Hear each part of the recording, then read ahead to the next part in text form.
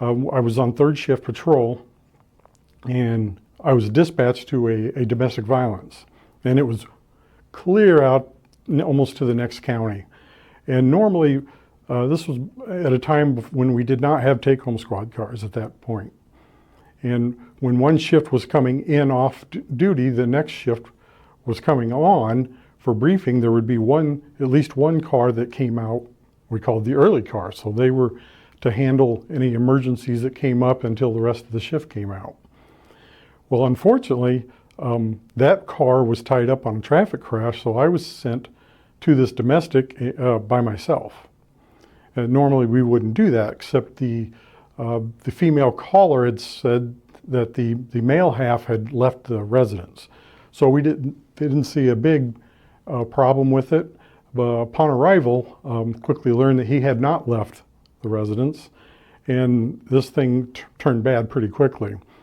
As I arrived on the scene, and it was a little town called Reynolds, Illinois, and the male part came out and he threw a big bag of charcoal briquettes at his girlfriend. And of course, right then I went hands-on with him, and the struggle began. And he lived in a upstairs apartment with a long staircase going up. And as I grabbed him and started to get him into custody, he slipped out and went running up the stairs, which in pursuit of. Unfortunately, our radio system at that time was pretty antiquated, and when I was calling to get other units to come out there, and it's probably a 20-minute ride just to get from Rock Island out to where I was at, but nobody could hear my radio transmissions. So as I got to the top of the stairs, the fight was on, and this guy was hyped up on crack cocaine and alcohol that we found out later. So as I began to struggle with him and fight him, I wound up fighting him pretty much in every room in the house. And my uniform was pretty much shattered, destroyed, pieces of it in this room, pieces of it in another room. I got him into he tried to get into the bathroom, getting away from me.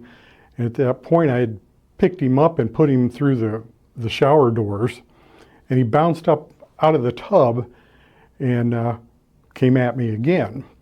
And I kicked him in the privates, which did get his attention, but very little, because he just backed up and he said, "Now it's your turn," and trying to do the same to me. So then we spilled out into the living room portion, it would be, and I had him pinned up against the wall, and he was fighting, and I pushed him through the drywall. And then we wound up into a bedroom. So the fight continued into the bedroom, and at what point I had picked him up and slammed him across the foot of the bed, splintered it into pieces, but the guy was feeling no pain. His pain sensors were dulled from the narcotics, and he just wasn't reacting to the pain as well he should have. So as I was trying to control him and wrestle with him, pretty sweaty and hot at that time, and he slipped out from me, and he went running back into the living room area. And as I turned the corner, things kind of went into slow motion at that point. As I turned the corner, he was bringing a shotgun to bear about 10 inches away from my face. And instinctively, I grabbed the barrel of the shotgun and pinned him back up against the wall.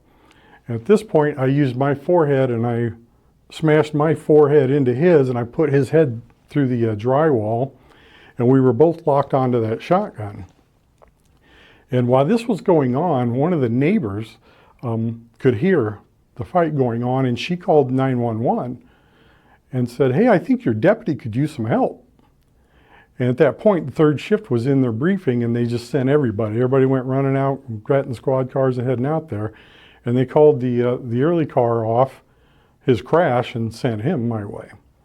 So as we continued to struggle, we were at the top of the steps again, fighting over the shotgun, and I just remember both of us tumbling all the way down the stairs and wounding up back at the foot of the stairs, and we're both clutched onto that shotgun. The early car unit arrived, and he got out, and at the time we carried these big mag lights, or about big 4D cells. And the deputy's name was Hurley, and Hurley came out and saw us struggling over the shotgun, and he just starts teeing off with that big mag light, but it wasn't phasing this guy. He was just not feeling any pain at all.